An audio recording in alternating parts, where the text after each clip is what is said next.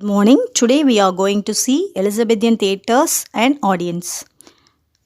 Plays provided entertainment for the growing city. As such, the government started to see theatre as an opportunity for propaganda.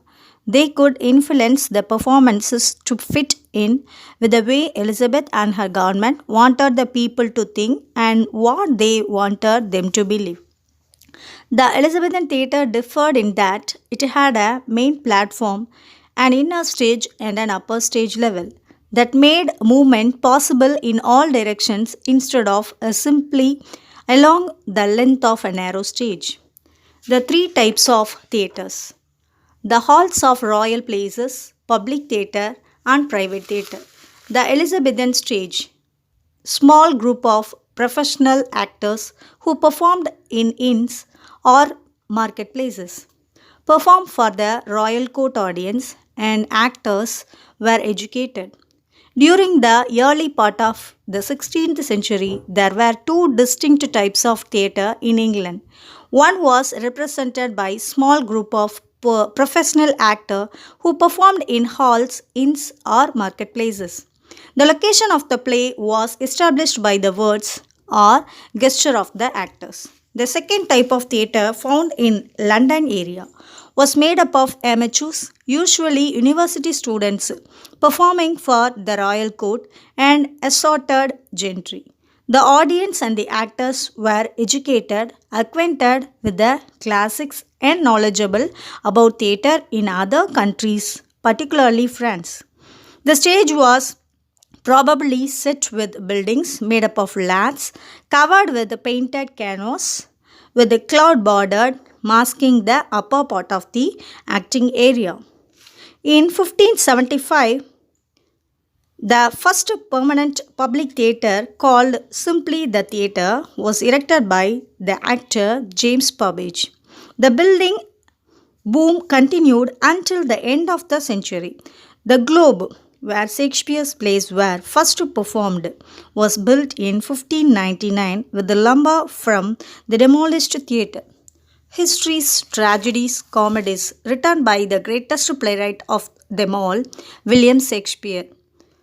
The popularity of the theatre reached people from all walks of people, from royalty to the nobility and the commoners.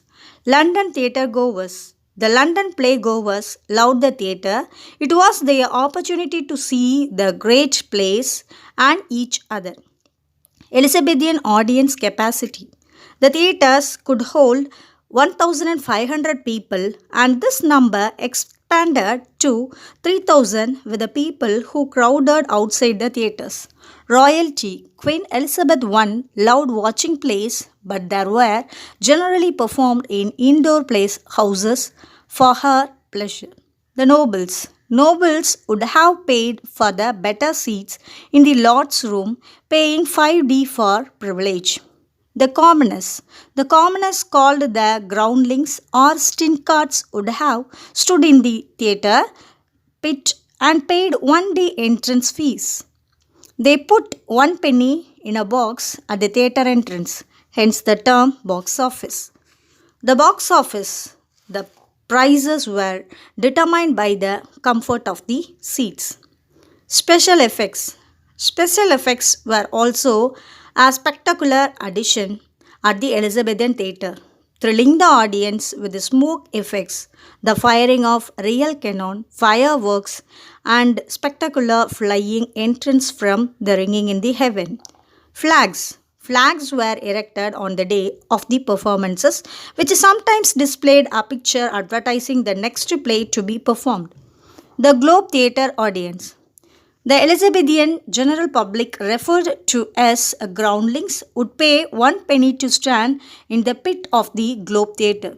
The gentry would pay to sit in the galleries, often using cushion for comfort. Rich noble could watch the play from the chair set on the side of a globe stage itself.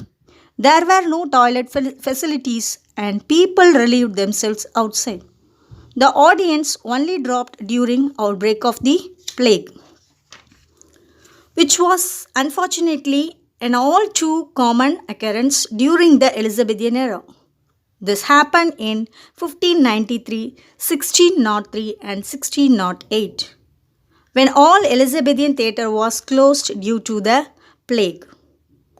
It was called as the Black Death. Thank you.